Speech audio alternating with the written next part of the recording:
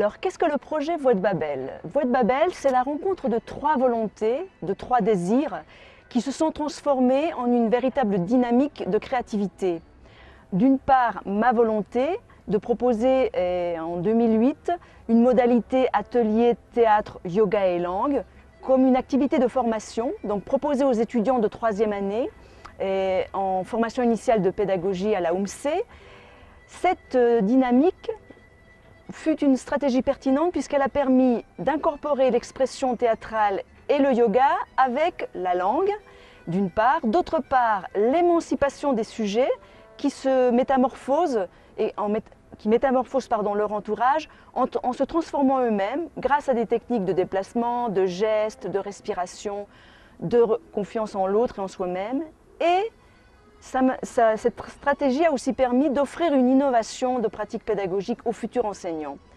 Voilà, première volonté, ma volonté propre. Deuxième volonté, la volonté des étudiants qui ont proposé eux-mêmes un projet de création en imaginant un monde imaginaire, une Babel ou un Babel, où l'intégration plurilingue et pluriculturelle se forge, se construise à travers beaucoup d'efforts, de difficultés, et où finalement le dynamisme des langues cultures gagne et nous permet d'ouvrir nos portes et nos fenêtres, celles de nos réalités quotidiennes souvent très fermées.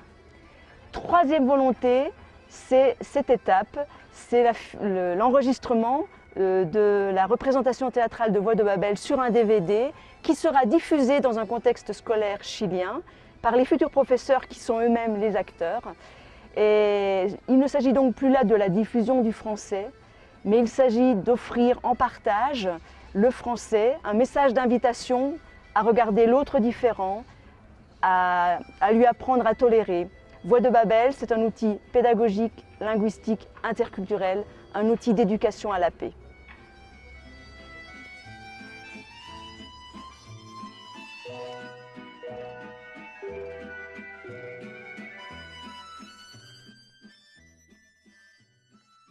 Bon, Voix de Babel est né premièrement à travers une idée qu'on a eue avec un groupe de camarades.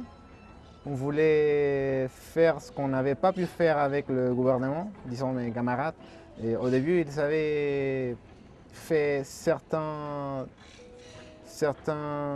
discussions pour inclure, encore une fois, ce qui est l'enseignement des langues étrangères, et dans notre cas, le français.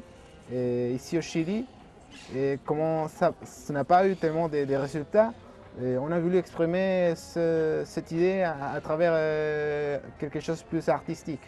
Et comment on l'a fait? Bon, à travers la création d'un scénario qui s'appelait Les Voix de Babel. Et franchement, au début, on ne savait pas très bien que ce projet-là prendrait, disons, ce terre si sérieux après de se convertir dans un projet. Et je pense que ça a été très bien parce qu'après on a travaillé le scénario avec mes camarades de cours, avec la direction de la professeure Marie-Noël Antoine aussi. Et pour finir, j'aimerais dire que ce projet a signifié quelque chose de vraiment important. Pourquoi? Parce qu'à travers le théâtre, on peut intervenir d'une façon concrète sur tout ce qui est la salle de classe. On peut casser avec cette traditionnalité d'avoir des chaises, de s'asseoir d'une certaine façon. Et tout ça, la pédagogie théâtrale peut le casser. Bon, en gros, c'est ça.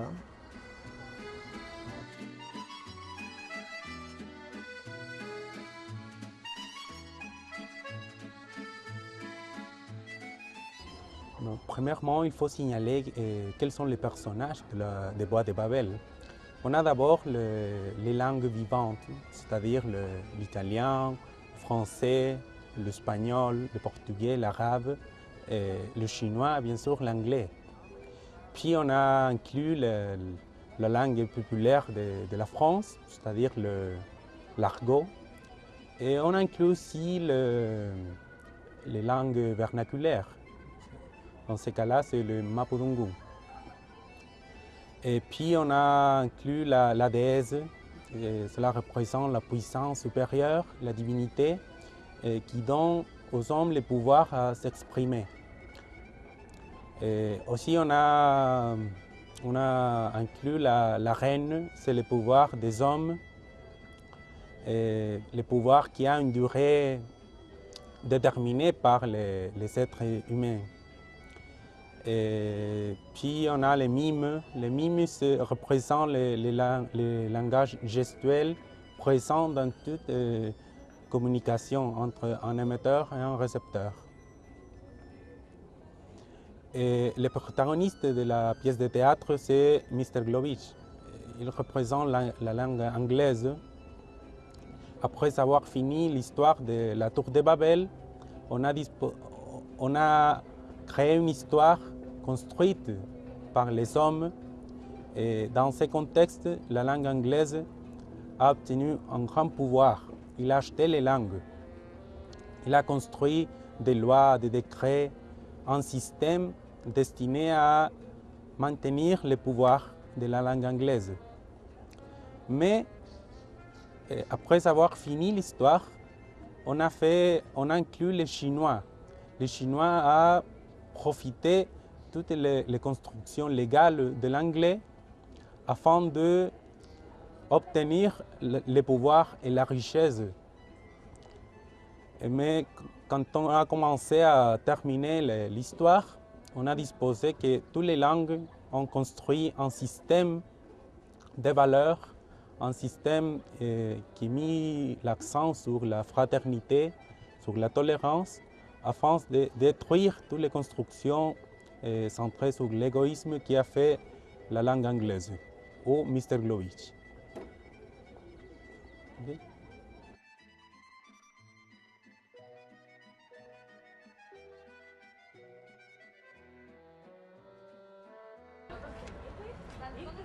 Bon, Bois de Babel représente une façon d'exprimer et de faire prendre conscience sur la diversité des langues et surtout de la richesse des langues. C'est une pièce qui essaye de montrer et de faire connaître la problématique des langues parmi des travaux originaux et créatifs qui fait une allégorie du contexte biblique où apparaît la tour de Babel.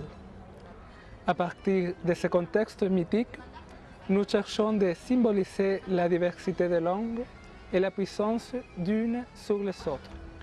On peut trouver dans la pièce des messages très forts et touchants par rapport à la problématique des langues de nos jours, qui est totalement évidente dans notre système éducatif chilien, qui ne donne pas la réelle importance à l'enseignement des langues étrangères ou vernaculaires.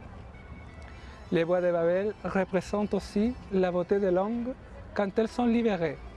Avec chaque petite libération, on essaye d'exprimer les valeurs et la nécessité de donner la place qui mérite tous les peuples, toutes les cultures et toutes les langues.